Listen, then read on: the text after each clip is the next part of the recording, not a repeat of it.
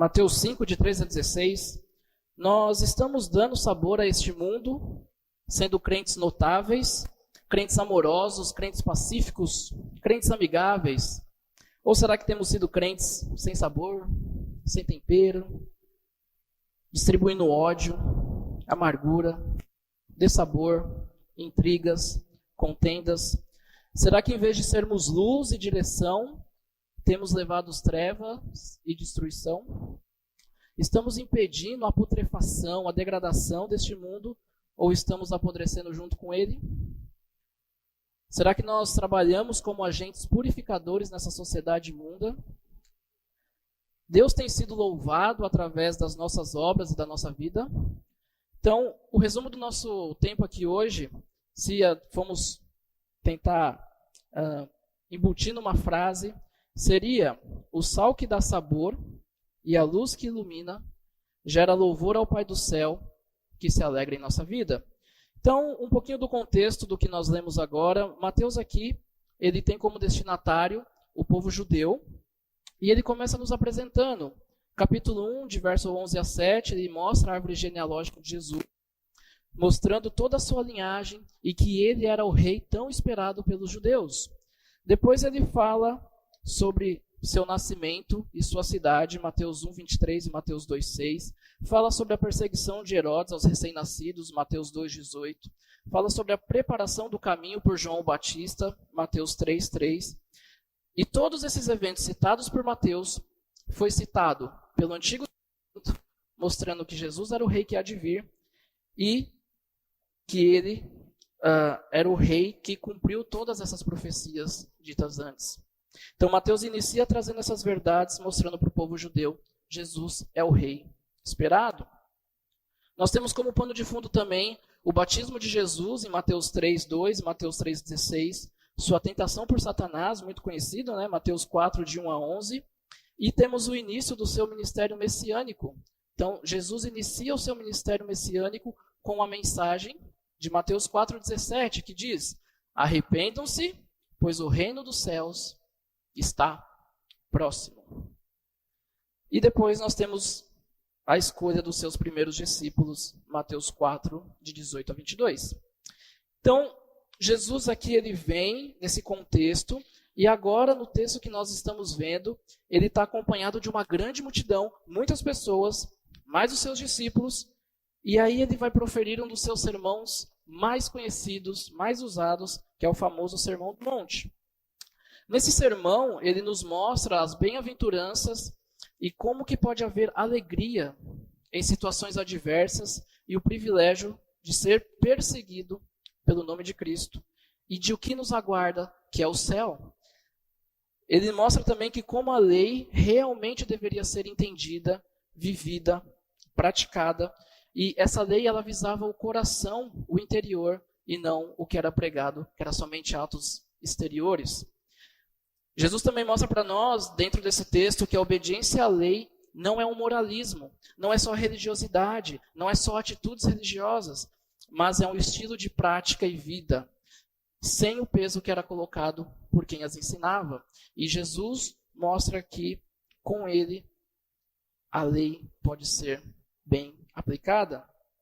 Então nós vamos ver hoje, dentro desse texto de Mateus 5, de 3 a 16, 3 identidades do cristão. Então, se você é cristão, meu irmão, se um dia você veio a receber a Cristo como seu Senhor e Salvador, essa aqui são suas 3 identidades. Mas se você também não é, aqui também tem 3 identidades que podem ser para você. Então, escolha a sua. Primeira identidade nós temos no versículo 13. Jesus inicia dizendo: vocês são o sal da terra. Vocês dão o tempero para este mundo. Só vamos entender um pouquinho sobre o que é o sal, como que ele era usado. Algumas curiosidades. No Império Romano, os soldados usavam o sal como forma de pagamento. Daí a palavra salário. Né? O sal também era usado como moeda para escravos, devido à sua importância e valor. Era usado para curar feridas. Então os romanos acreditavam que os cristais de sal era uma dádiva da deusa da saúde, que se chama Salus, e por isso o nome em homenagem. O sal também era a geladeira do passado. Antes não tinha geladeira, então o pessoal usava o sal para poder conservar os alimentos, carne, peixe, evitando que os mesmos se deteriorassem, vermes atingissem os alimentos. E os orientais também têm costume de selar um compromisso, um contrato, um negócio, dando uma pedra de sal. E o seu uso na Bíblia? O sal também era utilizado nos sacrifícios e para purificar, Ezequiel 43, 24 e Levítico 2, 13. Era usado para dar banho em recém-nascidos, a famosa salmoura, Ezequiel 16, 4. Era um símbolo que confirma uma amizade entre duas partes, entre duas pessoas. Vemos isso no livro de Números e Crônicas. Era um selante da paz, Marcos 9, 50.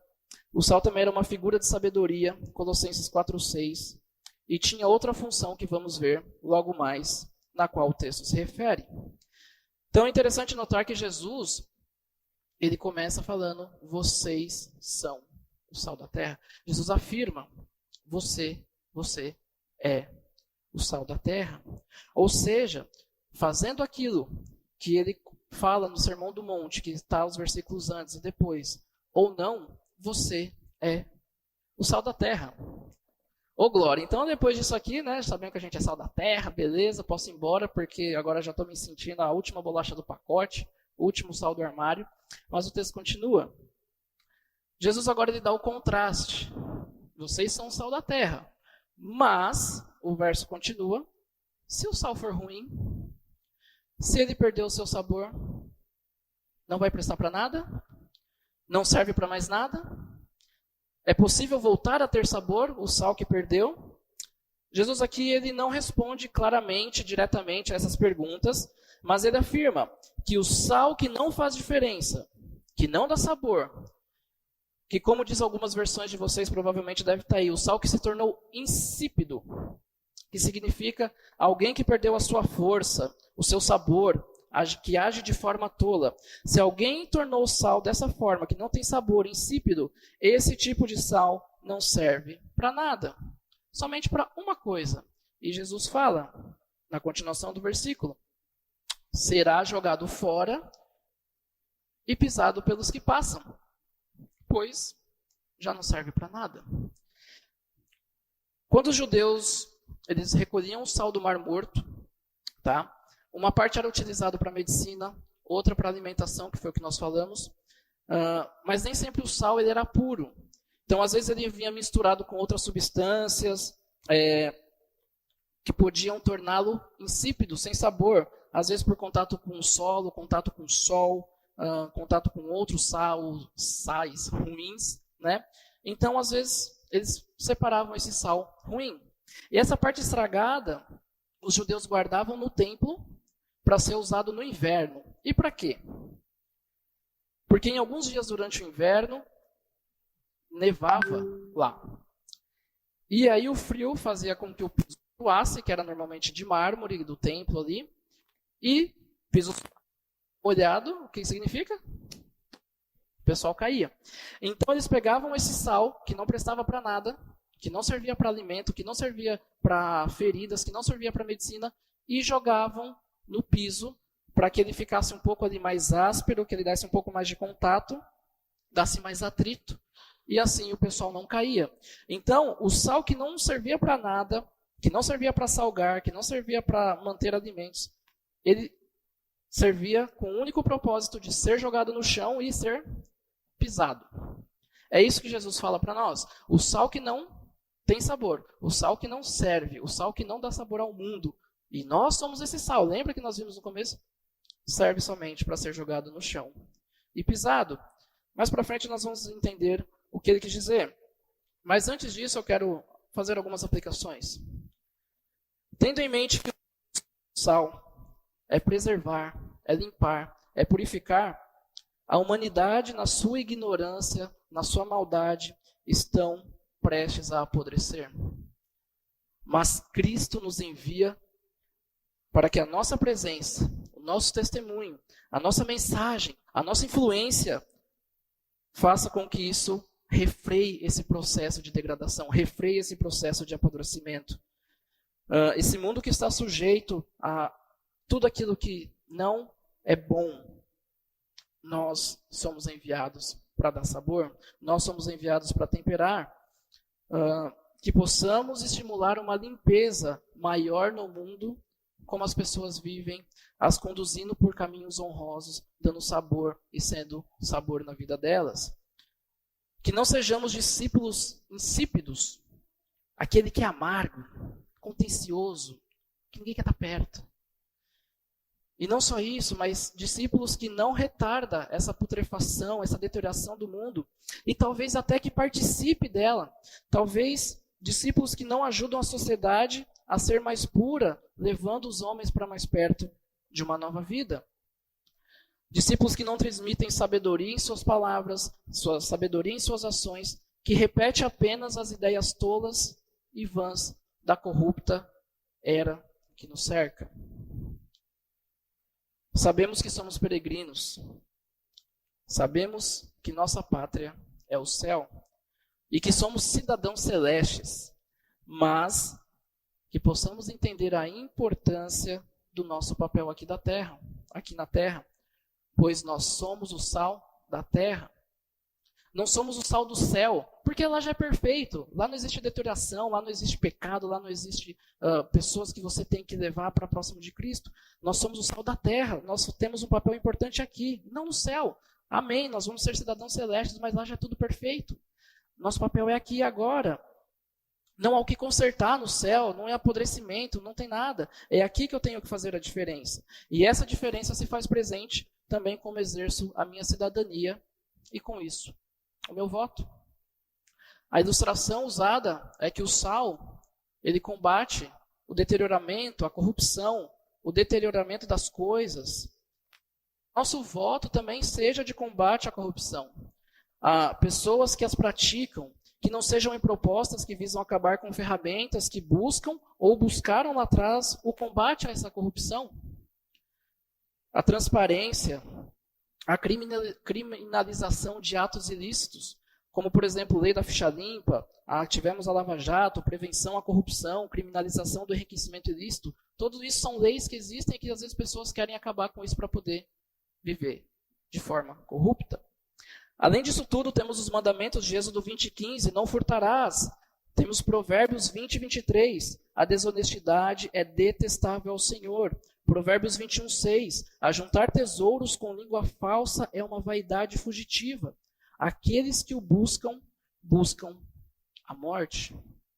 O sal que dá sabor e a luz que ilumina gera louvor ao Pai do céu, que se alegra em nossa vida. Vamos agora para o versículo 14 e 15. Vocês são a luz do mundo. É impossível esconder uma cidade construída no alto de um monte. Não faz sentido acender uma lâmpada e depois colocá-la sob um cesto. Pelo contrário, ela é colocada num pedestal de onde ilumina todos que estão na casa. A segunda identidade do cristão verdadeiro é que ele é luz. Nós que entregamos a nossa vida a Cristo, que fomos salvos por Ele, nós estamos em uma posição elevada. Deixa o dedo aí em Mateus 5 e vai lá para 1 Pedro 2,9, fazendo favor. Deixa o dedinho aí que a gente já vai voltar.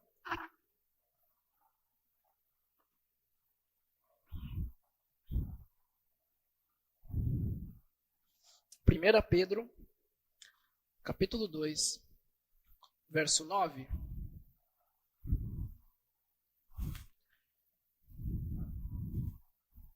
Primeira Pedro 2, 9.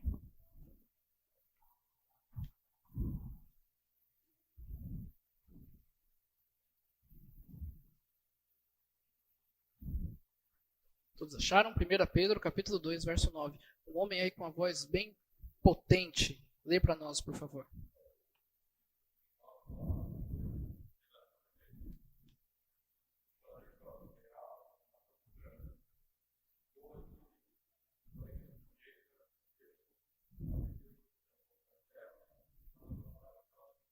Amém. Obrigado, Oséias. Então, nós que nos entregamos a Cristo, nós temos uma posição elevada nele. 1 Pedro 2,9, vocês, porém, são geração eleita, sacerdócio real, nação santa, povo exclusivo de Deus. Amém? Mas para que serve tudo isso? Para que servem todos esses adjetivos? Para que serve essa posição elevada? O versículo responde: para anunciar as grandezas daquele que os chamou das trevas para a sua maravilhosa luz. Estamos em uma posição elevada em Cristo, como uma cidade construída do monte, não é o que o texto fala? Não dá para pegar uma cidade que está construída em cima de um monte e escondê-la. Nós estamos nessa posição elevada, como essa cidade construída nesse alto desse monte, onde as pessoas olham e veem a candeia, a lamparina, as luzes, depende de como está a sua versão, aí cada versão está a lamparina, a candeia e por aí vai. Mas a ideia é que essa luz é colocada em um pedestal, ou seja, em um lugar aonde todos que estão ali são iluminados. Todos são iluminados porque é colocado em um lugar de destaque, onde todos possam ver. Todos são iluminados, todos podem ver ela de longe. Ela brilha. Essa luz é clara, é como um farol que brilha e dá direção, ilumina, mostra o caminho, aquele caminho que você não enxerga, aquele farol, aquela luz no fim do túnel. Nós somos essa luz que damos direção às pessoas. É essa luz que as pessoas têm que ver de longe e perceber que ali não há trevas. É essa luz que as pessoas olham e veem que nós estamos mostrando o caminho correto. Nós somos essa luz. Seja um farol da verdade. Não esconda sua luz do resto do mundo. Jesus aqui fala, não adianta pegar essa luz, essa lamparina e esconder embaixo de um cesto. Esconder embaixo da cama. Não. Ela tem que ser colocada num lugar de destaque, onde todos vejam. Essa é a sua posição elevada. Algumas aplicações para nós. Os crentes funcionam para iluminar o mundo que está nas trevas. Se Jesus fala que vocês são a luz do mundo, significa que no mundo não há luz. Senão ele não falava, vocês são a luz que já está lá. Não, vocês são a luz do mundo para iluminar uma geração, para iluminar o mundo em trevas. Porque nós possuímos Cristo e Ele é a luz. A luz de Cristo deve brilhar publicamente em nossos rituais particulares, coletivos, em todos. Nossa luz deve servir para impactar um mundo de homens e mulheres alienados a Deus, hostis à causa de Cristo, aquela pessoa que você fala de Jesus. Essa luz serve para isso. Jesus colocou nós como essa luz no mundo para que nós possamos fazer isso. Não adianta, como eu falei, todos os adjetivos que nós vimos em 1 Pedro 2,9, nação santa, geração eleita, sacerdócio real, povo exclusivo de Deus, não adianta nada tudo isso se não for para anunciar as grandezas daquele que nos chamou das trevas para a sua maravilhosa luz. Se você, sendo luz, tendo Jesus, e anda como trevas, uma vida sem Jesus, toda essa posição elevada em Cristo que nós vimos aqui, tudo isso não serve para você. Você não é digno de 1 Pedro 2,9. A salvação não tem valor para você. Jesus não tem valor para você. Se você tem vivido uma vida onde essa luz não é mostrada, aonde, sendo luz, eu vivo como se estivesse em trevas. Se tendo Jesus, eu vivo como se não tivesse Jesus. Jesus não tem valor para você. Ser luz implica em não compactuar com partidos que são guiados por regimes totalitários, autoritários, socialistas, que via de regra são partidos de extrema esquerda, esquerda, que têm em sua essência exercer o controle total da vida pública e privada do cidadão, como propriedade privada, bens, onde há pouca ou nenhuma liberdade individual, econômica, aonde há uma intervenção e uma atuação do Estado são muito intensivas nesse tipo de governo, em várias esferas da sociedade, família, escola, artes, igreja, onde partidos que defendem ideias como o comunismo, que tem grandes pontos em comum com o nazismo, eram guiados por essa mesma ideologia no passado, e assim como o socialismo também já matou tantas pessoas na história. Além da liberdade em Cristo que nós temos, devemos também prezar pela nossa liberdade como cidadãos. Pois assim, teremos liberdade de falar, de pregar, de ensinar sobre Cristo de forma aberta. O sal que dá sabor e a luz que ilumina gera louvor ao Pai do céu, que se alegra em nossa vida. Último versículo, versículo 16.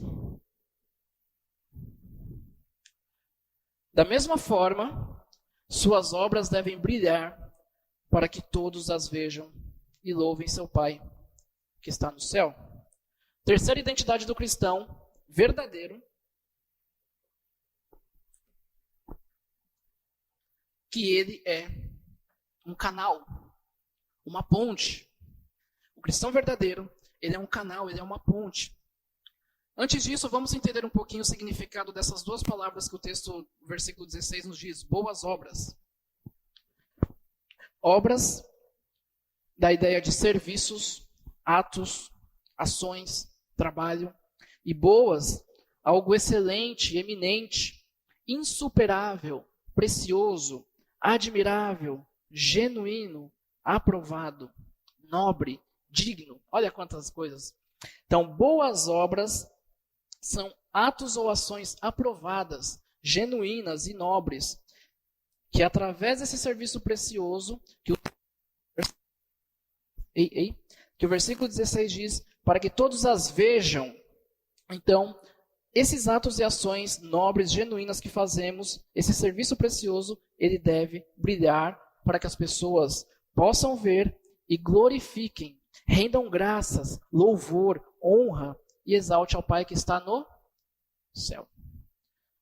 Boas obras faz com que aqueles atos que praticamos sejam transformados e um canal, uma ponte para louvor a Deus. Algumas aplicações para nós.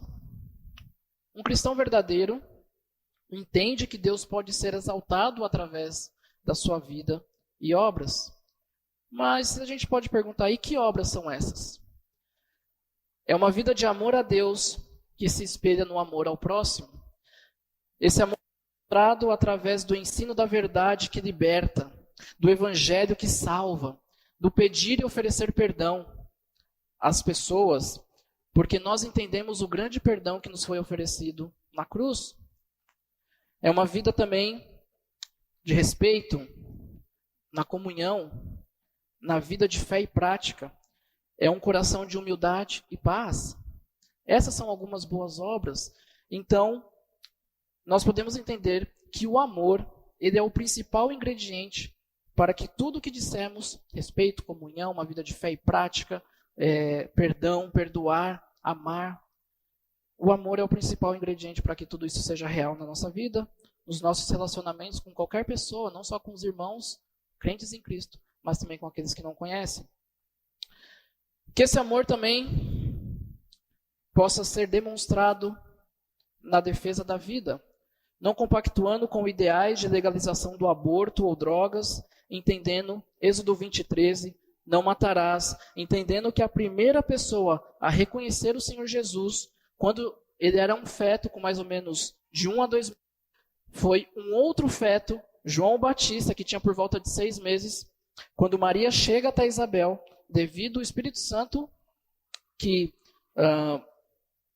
chegou ali e mostrou para Isabel, e devido à agitação de João Batista no ventre de Isabel, ela disse assim: qual o motivo desta graça maravilhosa que me venha visitar a mãe do meu Senhor? Ou seja, Isabel reconhece que Jesus, ainda no ventre, era o seu Senhor. Entendemos também que Deus nos criou para a liberdade em Cristo. Então as drogas são uma estratégia ali do maligno para matar, roubar, destruir vidas, famílias, sonhos. E somado a isso estão associados outros problemas como violência, abuso, abandono, solidão e vazio espiritual. E uma aspas aqui também, esses efeitos podem ser causados também pelas drogas ilícitas, como pelas lícitas, aquelas que são legalizadas, que se pode usar. Em resumo, vícios. João 8,36 diz: portanto, se o Filho vos libertar, vocês de fato serão livres. 1 Coríntios 6, 19 a 20. Acaso não sabem que o corpo de vocês é santuário do Espírito Santo, que habita em vocês? Que lhes foi dado por Deus e que vocês não são de vocês mesmos? Vocês foram comprados por alto preço, portanto, glorifiquem a Deus com o seu próprio corpo. O sal que dá sabor e a luz que ilumina gera louvor ao Pai do céu, que se alegra em nossa vida. Como conclusão, nós percebemos no texto que Jesus ele traz três censos de localidade. Primeiro, nós temos no verso 13, somos o sal da terra. No original a palavra aqui é G ou GI. A ideia de terras com limites físicos, como território, região. Depois no verso 14 Jesus diz, nós somos a luz do mundo, que no original é a palavra cosmos, que é a ideia de mundo, universo, algo mais expansivo do que somente terra, habitantes da terra no geral. E depois no verso 16 ele fala que através de nós, o Pai que está no céu pode ser louvado. O céu no original aqui é a palavra Uranus, que significa algo sideral, o espaço, o firmamento, algo que está além desse céu que nós olhamos e podemos ver. Então, o cristão verdadeiro, ele entende que é sal, e como o sal da terra, algo mais local, algo mais aqui territorial, ele dá sabor e ajuda na preservação de um mundo amargo, que está apodrecendo, ajudando e impactando aqueles que estão mais próximos, aqueles que nos cercam, que temos o contato diariamente, pessoas que fazem parte do nosso convívio.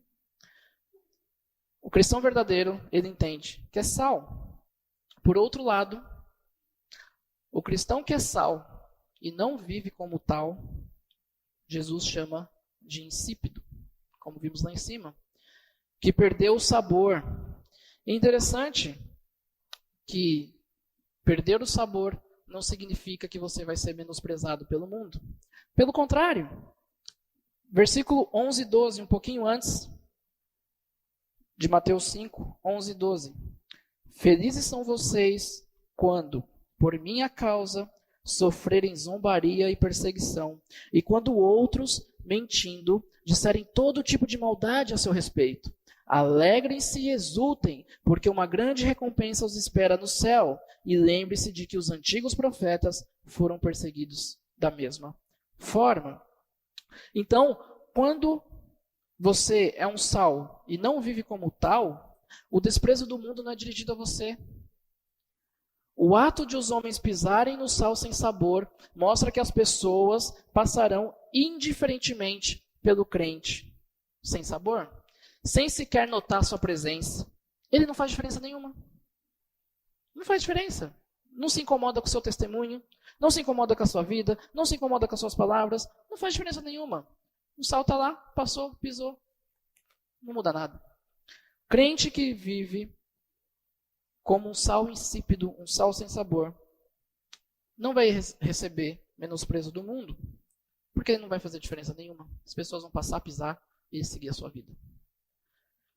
Que sejamos o sal que é desprezado por tanto sabor que nós oferecemos, e não o que é pisado por não ser notado. O cristão verdadeiro, ele é luz, e sua luz não fica só perto, né? Sal da terra, agora ele é luz do mundo. Então a luz não é limitada somente a um território. A sua vida tem impactos onde ele nem imagina, cosmos, né? Mundo. Seja através da sua oração, que chega onde ele não consegue chegar.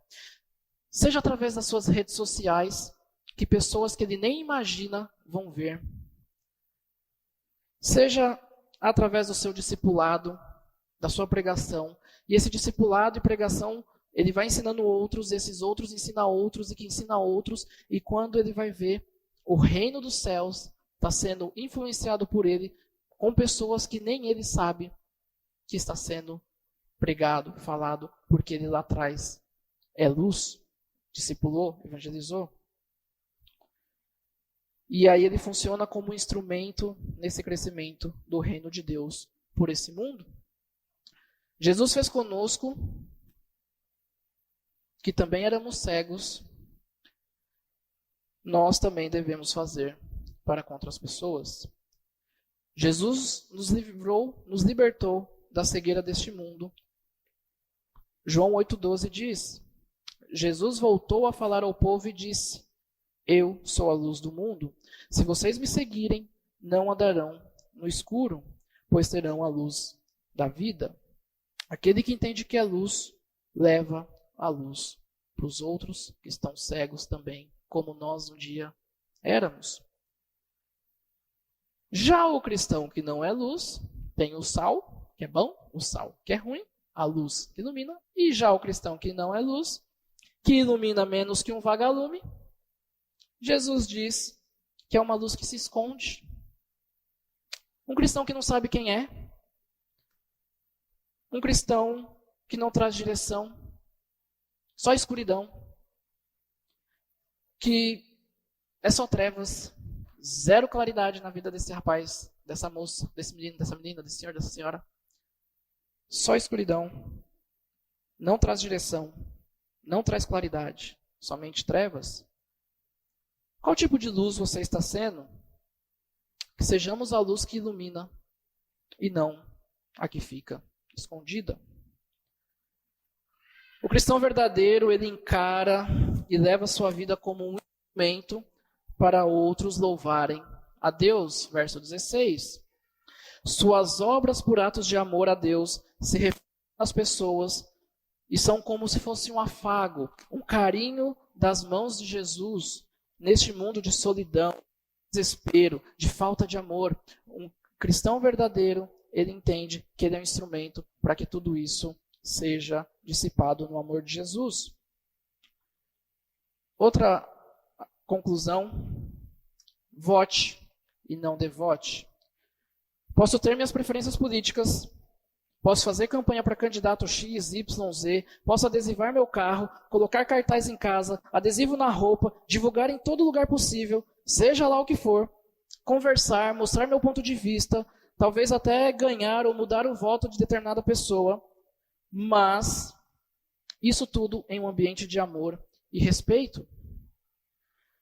Como cristãos, até a nossa forma de votar, até a nossa forma de apoiar, tem que se diferenciar do mundo. Nós vemos aí irmão atirando em outro dentro da igreja por discordância política.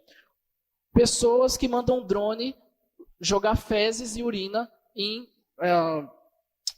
campanhas, em apoiadores de políticos, em campanhas e apoiadores de políticos contrários.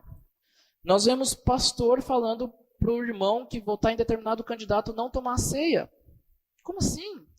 Isso e outras aberrações, facada, um dando facada no outro.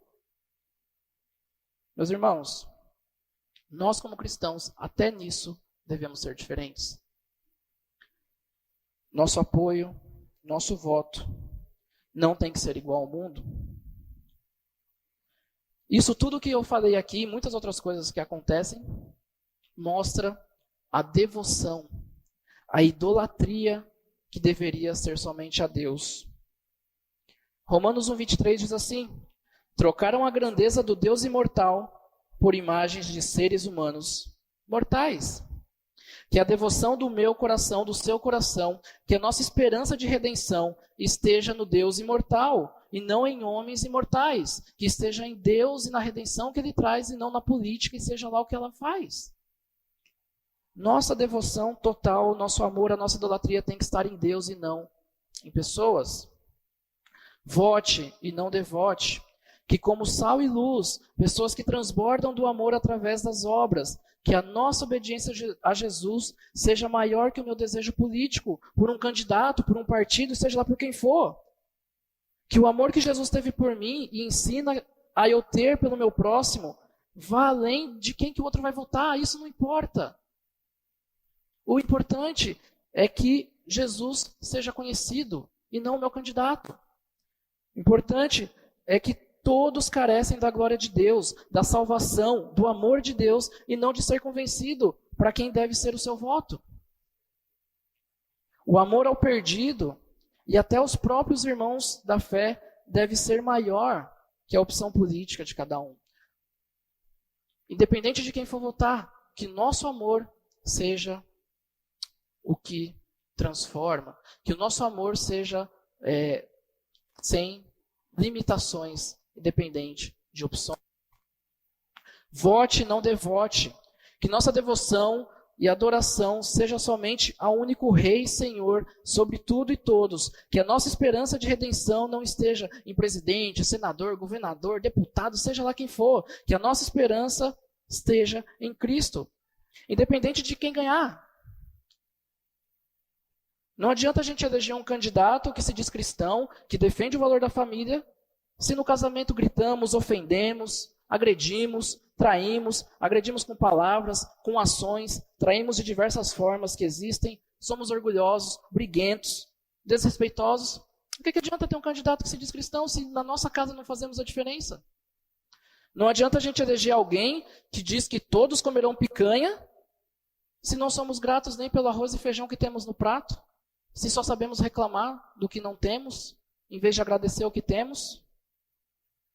Não adianta a gente eleger alguém que fala que vai tirar o nome do SPC, se somos desonestos, roubadores, pessoas não confiáveis, maus administradores dos nossos bens, maus administradores dos bens daquele para quem nós trabalhamos, que somos funcionários. Não adianta nada. Não muda nada a gente eleger alguém que vai dar 5 mil para o jovem quando sair do ensino médio para comprar o que quiser, se você, jovem, não honra seu pai, não obedece, não ajuda em casa, ou seja, da forma que você puder ajudar, que só consome os seus pais, que só dá dor de cabeça. Do que adianta? Somente Cristo tem o poder de transformar o coração das pessoas. Não são políticos, não é política, não é proposta. Somente a salvação e a cruz de Jesus é capaz de mudar o mundo, começando pelo meu e pelo seu coração.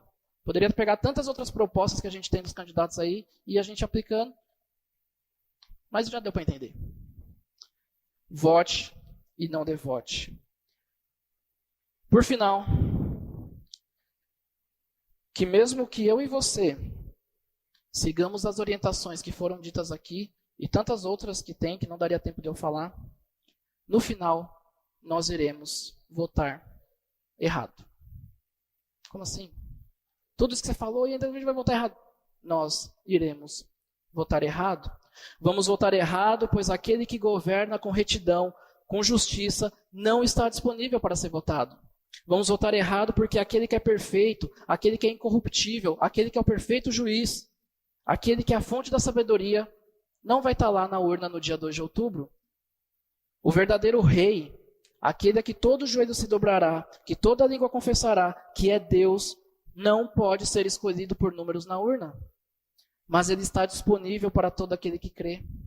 Ele está disponível para aquele que reconhece que é pecador, para aquele que reconhece e crê no seu coração que ele é Deus, que reconhece Jesus e reconhece que mesmo Jesus, sendo governante sobre tudo, sobre todos, que preside o mundo, ele veio a este mundo como servo para morrer por mim e por você. Arrependam-se, pois o reino dos céus não está mais próximo. O reino dos céus chegou. O reino dos céus já está em Jesus. Não chegou nessa terra, mas se encontra em Cristo. Fazendo tudo isso, se arrepender, crer, confessar, você não vai ter alguém lá durante 4 anos. Não vai ter alguém lá só por 4 anos para cuidar de você. Se entregando a Cristo, você terá alguém que estará com você até a consumação dos séculos.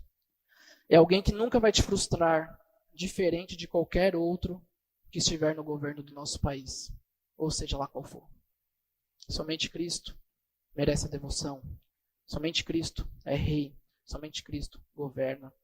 E a redenção desse mundo não é por candidato, não é para quem estiver à frente no governo, é somente pela obra salvadora de Cristo. Somente essa obra pode nos trazer um mundo de paz. Somente essa obra pode nos trazer um mundo de amor. Somente essa obra pode trazer um mundo de justiça. Infelizmente, não são pessoas. Vamos orar.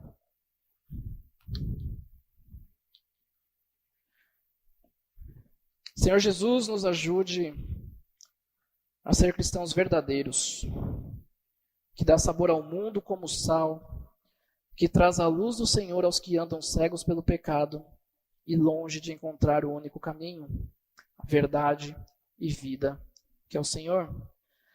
Que não sejamos crentes inúteis, com a luz apagada, que não faz a diferença nenhuma neste mundo. Que possamos olhar para o nosso coração e como temos vivido para o Senhor, ansiando e buscando a transformação que somente vem de Ti e que não vem desse mundo. Que possamos lembrar que, antes de tudo, somos cidadãos celestiais, que estamos aqui somente de passagem. Nós devemos sim exercer o nosso papel da melhor maneira possível como cidadãos dessa terra. Mas a nossa esperança não está nesse mundo, Pai. Não está em homens ou naquilo que eles representam. Está no Rei, que é o Senhor, que voltará e aí sim estabelecerá um reino, uma nação justa, de justiça, de paz e principalmente estaremos eternamente na sua presença. Ó Deus, abençoe nosso país, essas eleições, o seu povo, a igreja, e que independente de quem se eleger, que possamos ser cristãos verdadeiros, sendo sal, luz e amando, independente das situações ou governo que estejam lá, Pai. Em nome do Rei, Redentor, governante sobre tudo e todos, e nosso Salvador Jesus, te pedimos e agradecemos. Amém.